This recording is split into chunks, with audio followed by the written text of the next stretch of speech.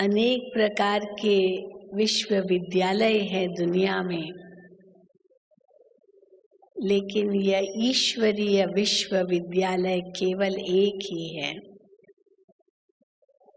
जहाँ स्वयं ईश्वर परमात्मा हमें ईश्वरीय ज्ञान दे रहे हैं।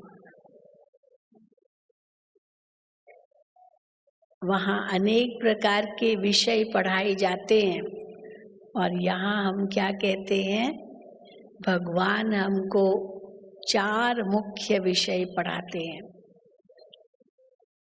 कई बार हम सहज रूप से कह देते हैं ज्ञान योग धारणा सेवा, ये 4 विषय हैं, लेकिन ये चारों ही जो शब्द है ज्ञान योग धारणा सेवा, ये तो कॉमन शब्द है, दुनिया में भी इनका उपयोग होता है।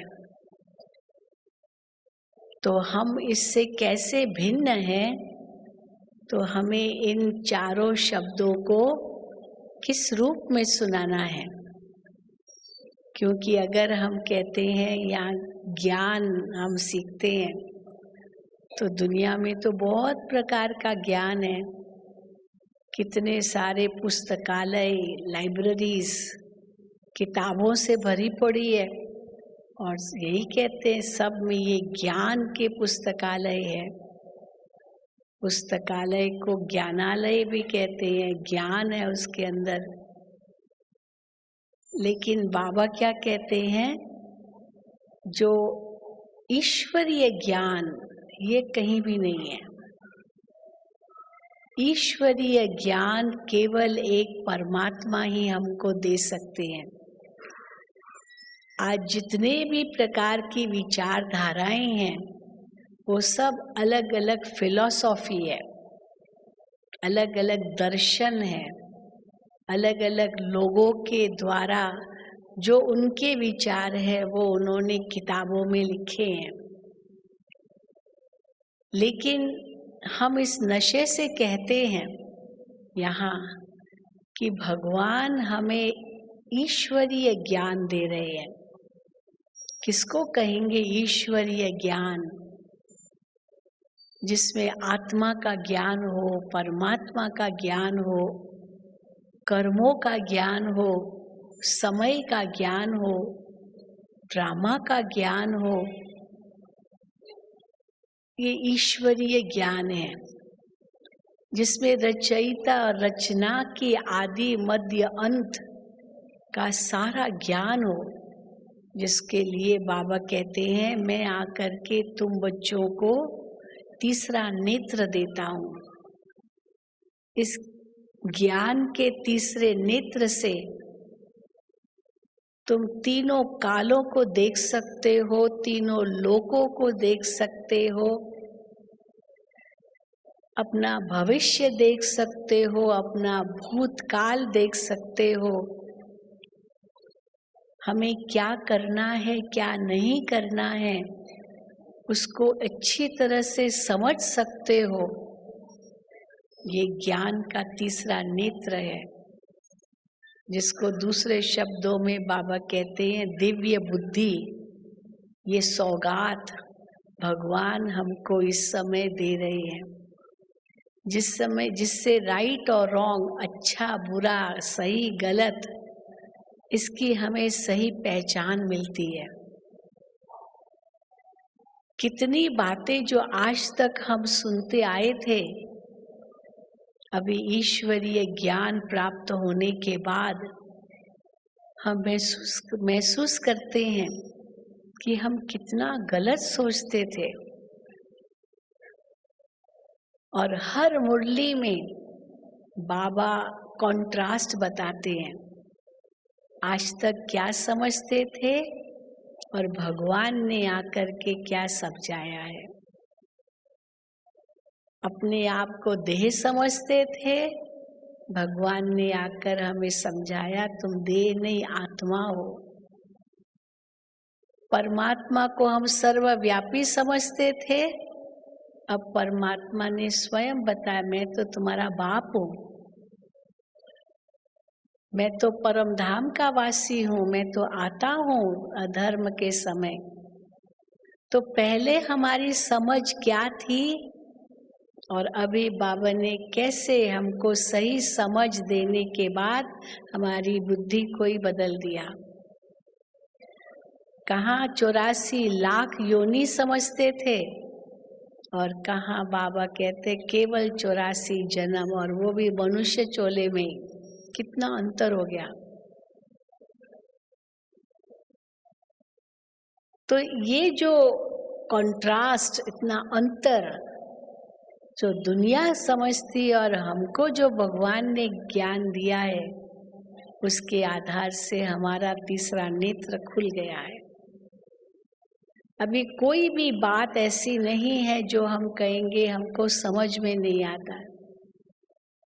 अगर समझ में नहीं भी आता है तो थोड़ा धीरज धरो, आपको आ जाएगा समझ में। थोड़ा समय लग सकता है क्योंकि अंदर में जो भूसा भरा हुआ है ना और बातों का, उसको जब तक निकालेंगे नहीं तो ये ज्ञान कैसे बैठेगा। पहले उसको भूलना पड़ेगा। एक होता है इंग्लिश में शब्द कहते हैं टू फॉरगेट, उसको भूल जाना। कई बातें भूल जाते हैं, कितना पढ़ते हैं कहाँ याद रहता है, भूल जाते हैं। तो एक होता है जो पढ़ा हुआ है उसको भूल जाना, और दूसरा होता है जो पढ़ा हुआ है ना, उसको इंग्लिश में कहते हैं जो लर्न हुआ है उसको अनलर्न करना है। अनलर्न, वापस जाना है। जैसे छोटा बच्चा होता है, कितना इनोसेंट, उसको कुछ पता नहीं है। छोटा बच्चा बहुत इनोसेंट, बहुत नादान, बहुत निर्दोष। ऐसा हमको वापस बनना है, बच्चा बन जाना है। क्लीन स्लेट रखनी है, क्योंकि भगवान जो हमको पढ़ाते हैं वो एकदम नया, एकदम नया। उस दिन भी बाबा ने कहा ये नई नॉलेज है। अगर वही शास्त्रों की बातें होती तो भगवान को आना नहीं पड़ता। वही शास्त्रों की बातें होती तो उससे तो हम नीचे ही उतरते आए हैं, भगवान के नजदीक नहीं गए हैं। वही शास्त्रों की बातें होती, उससे तो मनुष्य को आज अभिमान चढ़ गया है, मैं बहुत बड़ा ज्ञानी हूँ, मुझे सभी वेदों शास्त्रों का पता है। बड़ा बड़े बड़े श्लोक कंठस्थ करके सुनाते हैं, अर्थ भी निकालते हैं, बहुत बताते हैं। लेकिन बाबा कहते हैं खुद कितना प्रैक्टिकल में लाते हैं, धारणा है वो तो वही जाने। इसलिए थियरी बहुत है, लेकिन जो सच्ची प्रीत ईश्वर के साथ चाहिए, जो समर्पणमयता सचमुच चाहिए भगवान के प्रति, वो कहाँ है। और ये ज्ञान का अभिमान आ जाता है, और ज्ञान का अभिमान आ गया वो तो बहुत खतरनाक है। अज्ञान है और कह देते अज्ञान है, वो फिर भी ठीक है कि हमें नहीं मालूम। बाबा कहते हैं ना, वेदों में तो यही लिखा है, ईश्वर के बारे में नेति देती, नहीं जानते नहीं जानते, नहीं अंत, उनका अंत हम नहीं पा सकते हैं। तो वो फिर भी सच्चे थे, नहीं पा सकते, सच बता दिया। लेकिन यहाँ सच तो क्या, बाबा कहते रत्ती भर भी सच नहीं, झूठ मेरे झूठ, रत्ती भी सच नहीं। और इतना बड़ा चढ़ा करके बाबा कहते कन्न रस बना दिया है। इतना कन्न रस जो हमारे जीवन से तो जैसे वो दूरी हो गया, लगता है कि भाई हमारा तो क्या लेना देना उनसे। हाँ चलो, राम की सीता चोरी हो गई, ठीक है ना, हमारा क्या लेना देना। हाँ, वो तो राम को चिंता है, हमको थोड़ी चिंता है कि राम की सीता चोरी हो गई। लेकिन ऐसा कनरस बना करके सुनाते, ऐसा कनरस बनाते हैं जो लोग सुनते सुनते सुनते रोने लगते, अरे राम की सीता चोरी, जैसे उसकी अपनी पत्नी चोरी हो गई। हाँ, जैसे उसकी अपनी पत्नी चोरी हो गई, ऐसे समझ लेते हैं। परंतु है सारा कन रस। इसीलिए बाबा कहते हैं, बाबा कथा नहीं सुनाते हैं, ये वो कथाएं सुनाते, कथा, कहानियां, कथाएं, कथा, कहानियां। और भगवान तो आकर के ज्ञान देते हैं, जिस ज्ञान से सद्गति होती है, जिस ज्ञान से मुक्ति और जीवन मुक्ति मिलती है, तो वो ज्ञान जो तीसरा नेत्र हमारा खोल देता है, अब वो ज्ञान भगवान ने हमें दिया है और वो पढ़ाई हम पढ़ रहे हैं। तो जब ज्ञान शब्द कहते हैं तो केवल ज्ञान कहेंगे तो समझेंगे दुनिया में भी मिलता है ज्ञान, लेकिन आत्मा का ज्ञान क्या होता है बाबा कहते कोई नहीं जानता, कोई नहीं जानता। भले आत्मा आत्मा कह देते हैं, कोई नहीं जानता। आत्मा सो परमात्मा कह दिया तो खुद से भी दूर तो ईश्वर से भी दूर हो गए। फिर कह देंगे आत्मा तो निर्लेप है, तो खाओ पियो मौज करो, कुछ भी करो, शरीर पर लेप शेप लगता है, आत्मा को थोड़ी कुछ होता है, क्योंकि आत्मा तो परमात्मा ही है। और फिर आत्मा के लिए कहेंगे परमात्मा है तो सब जगह है, तो सब आत्मा परमात्मा, बस जिसको बाबा कहते हैं, हाँ, आटे का गोबाटा, एक सिंधी में कहावत है, आटे का गोबाटा। अभी आटा गूंदना है, अब गूंदना आटा है तो थोड़ा थोड़ा पानी डालना होता है ना। अब एक साथ इतना पानी डाल दिया, वो आटा सारा उसमें एकदम जैसे लप्पी जैसा लई लई हो गया।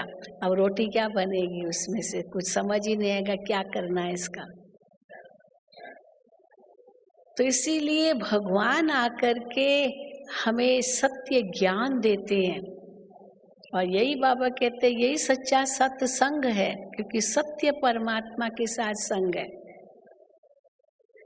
उस सत्य को अगर जाना तो ऑटोमेटिकली उस झूठ को हम खत्म कर सकते हैं, परंतु बुद्धि से भुलाने के लिए उसको फिर जो कुछ सुना है सीखा उन सब को वापस ले जाना, वापस जाना है, अनलर्न करना है, बच्चा बन जाना है।